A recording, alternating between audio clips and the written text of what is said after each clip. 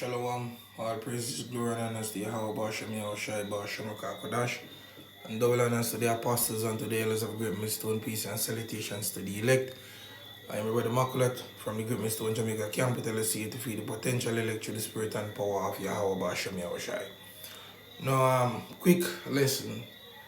I want to base this lesson off something that has been happening unto me, for quite some time, for years, man. And I think, I think through the Spirit of the Lord, man, I understand why no, first and foremost, why it has been happening. And may Yahweh Hashem Yahushai, remove that curse, if that's the right word, or that plague, yeah, that's the right word, as a plague of the mind, read it. And at this given moment, see now that I think the Lord had revealed, what I should have acknowledged. Now, what I'm speaking about is the fact that I have been in this ministry over a decade, running down 15 years, being in this truth, I studied from 2009, hit the streets 2010. And this scripture here that I have on screen, Matthew 23, verse 9, and I'm going to read it. It says, "And call no man your father upon the earth, for one is your Father which is in heaven." No, this scripture here, I must say that, it is like, I do not disbelieve the scripture, I believe all these scriptures, man, that are right, saving for the ones that, like, we speak about Easter in Acts, the 12th chapter verse 4, or is the 4th chapter verse 12, so on and so forth. We know we do our research and know that it was speaking of the Passover. But speaking to the men that understand what I'm saying, the scripture here, for such long, or for however long I've been in this truth, I have always, this is like a confession, I've always tried to not bring up this scripture because, growing up, I have this love for my father, like this love that I had for my father, is like, it's unmeasurable. Growing up as a child, if someone would say, like, your mother, your father, who do you love more, or who should die, or whatever, the preference, would always be for my father. I can remember being like about 8 years of age. I couldn't even sleep. I would be up every 25 minutes saying, "Mommy, Daddy reach home yet?" And my father have another daughter with my mother. She's younger than I. She's a grown-ass woman now, right? But I noticed that the love for my father, it basically went to her, and I wasn't, that special to him. And bear with me for the speaking a bit, but I want to get this point across. I have I've been seeking, like, to gain this man's love or acceptance for years, for even well, I wouldn't say this present hour, but I've been trying, because you have certain relationships out there that the father and son, they ain't living good. No, to be honest, we ain't fighting, but if I was to be carnal, times past, that would have happened. Like, for example, let me give you an example. And I did a lesson on this. I say a couple of things about it. Do you remember what the time when the Apostle Gabar did the lesson to say, you're supposed to make peace with your dad or something like along that lines? And speak about it in one of my lessons that my dad did me wrong. It's different in the islands. I was living with my father, and I had my two children. At the time, my son was 7 months old, and my daughter was like about 2 years old, right? And basically, his family members, his sisters, kids, and his sister, whatever, they basically tell some lie on me and whatever, and he basically kick us out on the street. So until this day, I have this coal in my left eye that affects me sometimes because of that situation. And I went and I told him that, look, I apologize, whatever.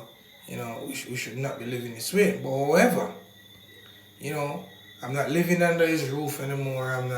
He ain't feeding me, anything like that. But we live in the same yard, different houses, but same yard.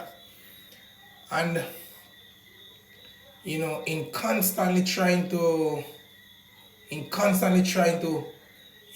like gain this man acceptance. Because this man would always, everything good was for my sister. It wasn't for me. And honestly, to be honest, it affected me. It affected me because, as I said, I have so much love for this man. Cause, and something like that happened even today again. That I was thinking about it, and he was talking shit. Well, not to me, but he knew, and this man, as he would said that, I am his son, I can't tell him anything, stuff like that. And the scriptures keep coming in my head, I'm wiser than my teachers because judgment has quick in me and stuff. So I try not to, like to teach him anything or anything like that. But, if I'm supposed to be, anyway, even among the brothers, man, and he's supposed to come there, he always trying to show me up for some reason, I don't know why. Let's say, for example, if I'm doing some work and brothers are there and and he come there or whatever, he always trying to show me up and stuff. But I say all of this, that to say this, the reason why that was happening is because, in the spirit, this scripture here that I just read, Matthew 23 verse 9, I wasn't accepting the scripture enough. And I've been thinking about it for about 3 weeks to a month now. Like, why is this thing always happening? And the scripture always coming back in my mind. Let me read it again, Matthew 23 verse 9. And call no man your father upon the earth, for one is your Father which is in heaven. Now, when the little situation took place today, the scripture came back in my mind again, and I was reasoning with the brother Awar, and I showed him the scripture and I said, brother, this scripture has been plaguing me for some time, and now I have realized perfectly that what I was doing, it was a transgression of Yahweh's commandment, really. And it doesn't mean that you can't say, oh, he's my father, he's my dad. But that high reverence, his scripture says, honor your mother and your father, that this may be long. There's a balance to it. But that high, I was giving this man too much, like, what should I say? I was giving this man too much praise, for lack of a better term. Like, trying to gain his acceptance as a son, which, any son would be in their right mind would love his father and want to please his father, and the father in his right mind would love if their son would please them. I think that would be the right way. Just as how Yahweh Shai pleased his father Yahweh, you understand, and Yahweh was pleased in him. I try to be that way, but I realized that it's not so with this man.